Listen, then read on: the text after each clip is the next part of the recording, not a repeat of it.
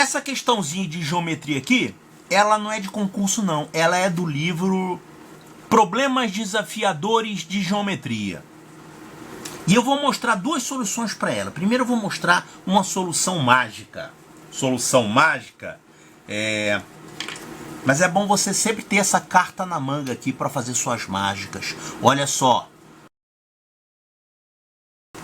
Quadrilátero inscritível. Isso aqui é uma ferramenta que resolve muitos problemas.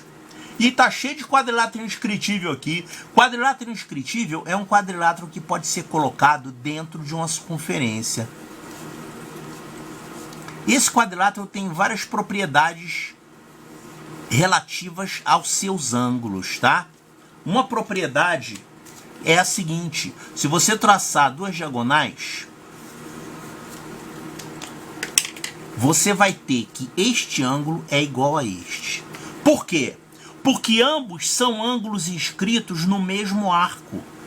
Ambos estão inscritos nesse mesmo arco aqui. Então eles são iguais. E você pode usar isso aqui para mostrar que um quadrilátero é inscritível. Se você enxerga dois ângulos iguais assim, nessas condições, num quadrilátero, você conclui que ele é inscritível. E se ele é inscritível, automaticamente você conclui que, por exemplo, que esse ângulo é igual a esse. Tem várias outras igualdades.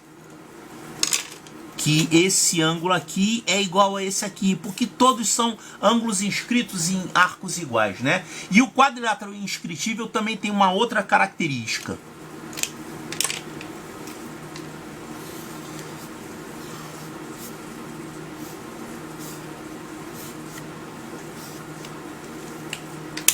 No quadrilátero inscritível, os ângulos opostos são suplementares.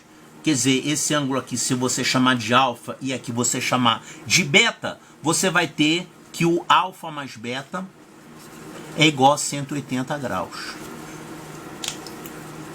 Isso aparece muito, por exemplo, com dois ângulos retos, né? Claro, dois ângulos retos, a soma deles dá 180, então eles são suplementares. Mas eles não precisam ser retos, não. Basta que a soma dê 180. E aqui nessa figura tá cheio de ângulos retos opostos, né? Bom, então eu vou já usar isso aqui. Agora, olha só, eu vou marcar aqui alguns ângulos que são iguais nessa figura. Aqui a gente sabe que é um ângulo reto, que o enunciado deu. Aqui é reto também, porque isso é um quadrado, né? Tá, então olha só o que vai acontecer. Esse ângulo aqui vai ser igual a esse ângulo aqui. Por que que eles são iguais? Eles são ângulos alternos internos, né? Você tem aqui duas paralelas cortadas por uma transversal, são alternos internos. E aliás, tem outros ângulos iguais aqui. Por exemplo, esse ângulo aqui é igual a esse. Por que que eles são iguais? Porque aqui você tem... Aqui é ângulo reto. Você tem dois ângulos complementares, o ângulo que está marcado em azul e o ângulo que está marcado em rosa. Você podia chamar esses ângulos de alfa e beta. Vamos chamar esse ângulo azul de beta e o outro de alfa. O complemento dele, né? Então a soma é 90 graus, né? Um é o complemento do outro. Tá, e aqui é igual também, porque esse ângulo é o complemento desse. Então aqui você tem o azul e o rosa, estão marcados aqui nessa figura. E aliás tem outro ângulo azul também, que é esse, ó. Esses dois ângulos aqui, eles somam 90, né? Então esse aqui seria o alfa e esse aqui é o complemento do alfa, que é o beta. Então tem um monte de ângulos aqui iguais. Agora observe o seguinte: esse quadrilátero aqui é inscritível. Vamos colocar aqui quadrilátero ABFE é inscritível.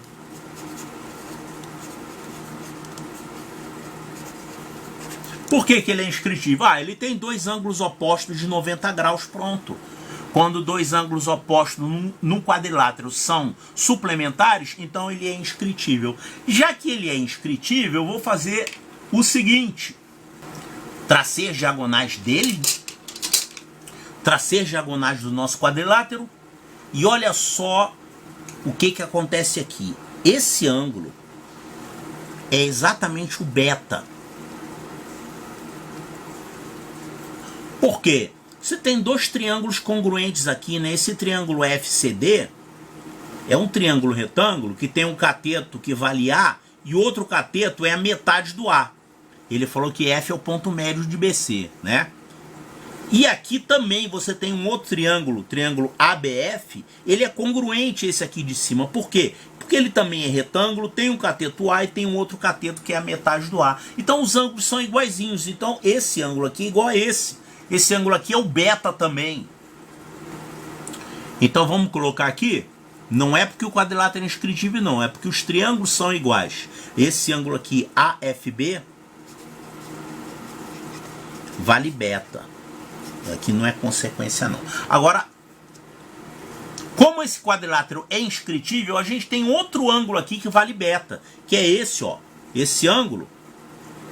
O ângulo AFB, que vale beta, ele aparece também aqui em cima, ó. Porque num quadrilátero inscritível são dois ângulos que são opostos ao mesmo lado. Eles estão inscritos no mesmo arco. Então ali em cima é beta também. O AEB. Ali também é beta. Você aqui também é beta, é o cara que está marcado em azul. Agora, olhe para esse triângulo aqui. Esse triângulo ABE é um triângulo isósceles.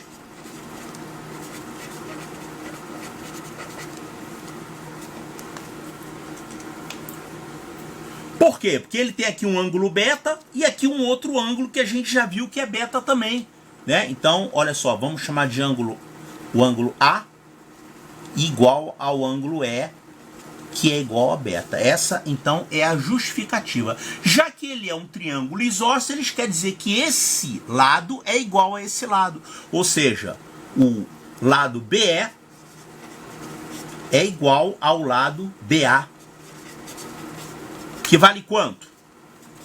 Vale A. Então, o que o problema pediu para você calcular? Calcule BE. BE vale A.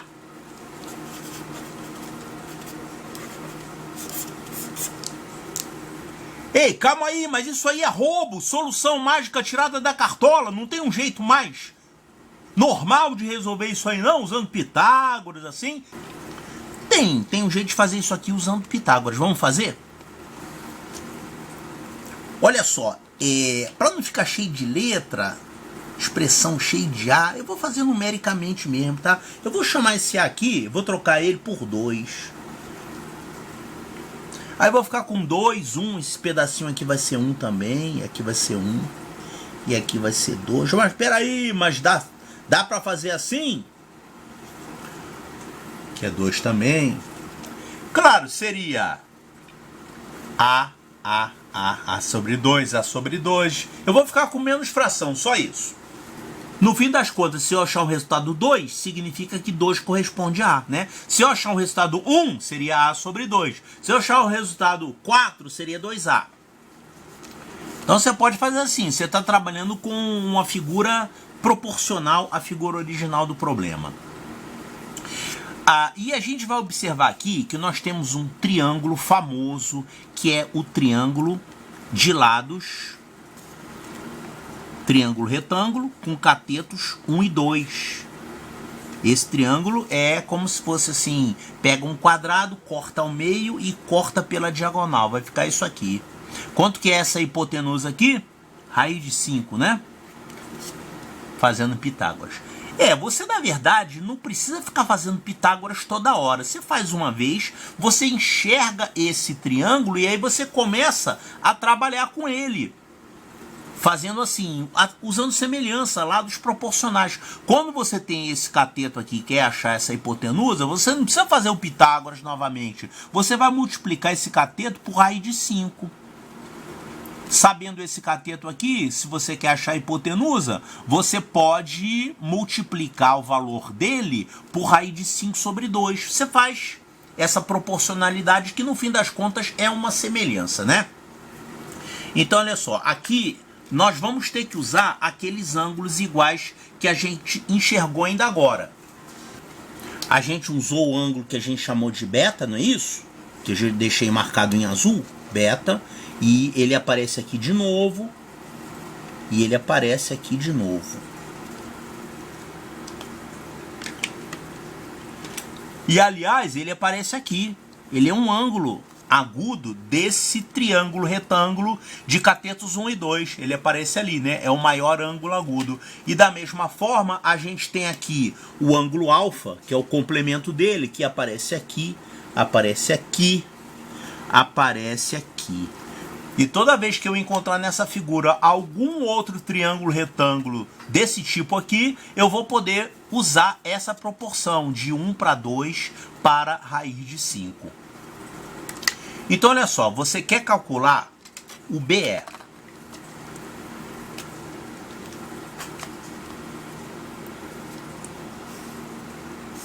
Isso que o problema mandou você fazer. Agora, você pode calcular esse segmento fazendo um Pitágoras nesse triângulo aqui, ó.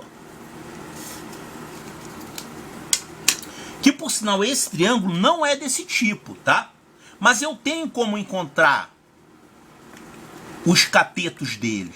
Eu tenho como encontrar quanto é que vale este cateto.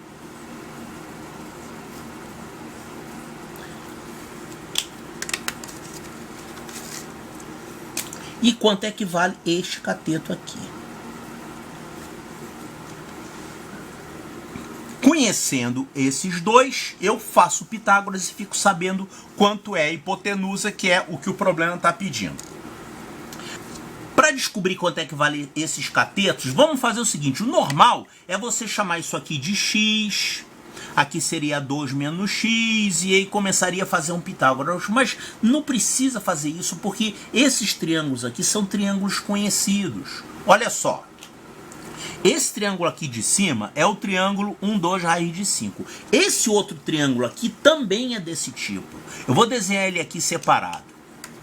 Esse triângulo... Isso aqui é A, né? O triângulo ADE, eu vou desenhar ele aqui... Só que eu vou desenhar ele girado, em outra posição. Eu vou colocar a hipotenusa DA aqui, que vale 2. Aqui é o E, tá? Então eu peguei o triângulo e desenhei ele aqui deitado. Agora, esse triângulo é um triângulo desse tipo também. Por quê? Ele tem esses ângulos conhecidos. Olha só, aquele ângulo beta aparece aqui. E aquele ângulo alfa aparece aqui.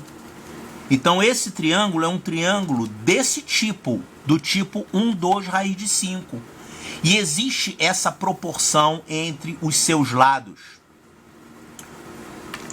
Por exemplo, se você tem a hipotenusa, quer achar esse cateto menor, é só você dividir por raiz de 5. Só que aqui eu quero, na verdade, calcular outra coisa. Eu quero calcular esse segmento verde, que é igual. Eu preciso desse segmento verde para fazer o Pitágoras nesse triângulo aqui e achar BE, que é o que o problema me pede. Agora, esse segmento verde, ele aparece aqui, ó.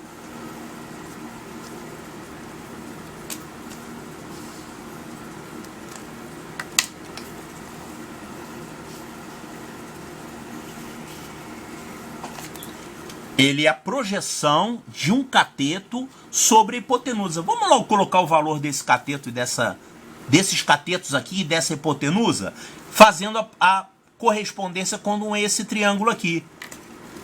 Então, se eu tenho essa hipotenusa, quero achar o cateto menor, eu vou dividir por raiz de 5, né? Então, eu tenho 2 dividido por raiz de 5. Então, esse cateto aqui é 2 dividido por raiz de 5. E o cateto maior é o dobro dele, né? a proporção entre os catetos é de 1 para 2. Então 2 sobre raiz de 5, esse outro aqui vai ser 4 sobre raiz de 5. Deixa o raiz de 5 lá, não vai matar ninguém porque tem um irracional no denominador. Agora, lembrando de umas formulinhas que tem em relações métricas no triângulo retângulo, ó, cateto B, cateto C. Aqui eu tenho uma projeção M, uma projeção N. Aqui a gente tem a altura H. A hipotenusa é A. Existem fórmulas das relações métricas no triângulo retângulo. Relações métricas no triângulo retângulo não é só a fórmula do Pitágoras. Não é isso. Existem várias outras relações entre esses segmentos todos aqui. Por exemplo, B2 é igual a A vezes M. Você tem que saber, essa formulinha vem, na verdade, de uma semelhança de triângulos que existe aqui. E, por sinal, isso aqui é o caminho para a demonstração do Pitágoras, né, do seu próprio teorema. Ele usa isso aqui. Então, se você precisa da projeção, que é o que a gente quer aqui, você vai calcular a projeção aqui. A projeção do cateto sobre a hipotenusa é o cateto ao quadrado, o cateto correspondente, né? Correspondente a ele é cateto ao quadrado dividido pela hipotenusa. Pronto, então eu vou calcular esse segmento verde aqui usando direto essa formulinha aqui da projeção. Então essa projeção é cateto ao quadrado sobre hipotenusa. Cateto ao quadrado é isso. Pega esse cateto aqui e leva ao quadrado, vai ficar 16 sobre 5. E aí você divide pela hipotenusa. Hipotenusa é 2 aqui. Então isso aqui vai dar 8/5. Pronto. Então, eu nem usei Pitágoras aqui para calcular isso, mas eu usei uma fórmula que tem a ver com Pitágoras. Essas fórmulas são assim, são ingredientes que foram usados na demonstração do teorema de Pitágoras, mas você pode usar essas outras fórmulas aqui para resolver problemas. Então, eu tenho essa projeção verde aqui que dá 8/5. Ó. Isso aqui é 8/5. E tem uma outra projeção que a gente vai precisar também. Essa aqui, ó. Isso aqui, aliás, não é projeção, isso aqui é altura, né? Para que eu vou precisar disso? Porque eu sabendo esse pedacinho, que tá aqui, eu faço 2 menos ele, e aí eu fico sabendo quanto que é esse cateto. E aí eu tendo 2 catetos, eu acho a hipotenusa, que é o que o problema pede aqui. Então, esse pedacinho aqui que eu preciso é a altura. Tem uma fórmula para você achar a altura no triângulo, em qualquer triângulo retângulo. Qual é a fórmula? H é BC sobre A. Então isso aqui é uma das fórmulas das relações métricas nos triângulos retângulos. A hipotenusa vezes a altura é igual ao produto dos catetos. Então você pode achar essa altura facilmente. Essa altura vale quanto? Produto dos catetos, que é isso aqui, ó.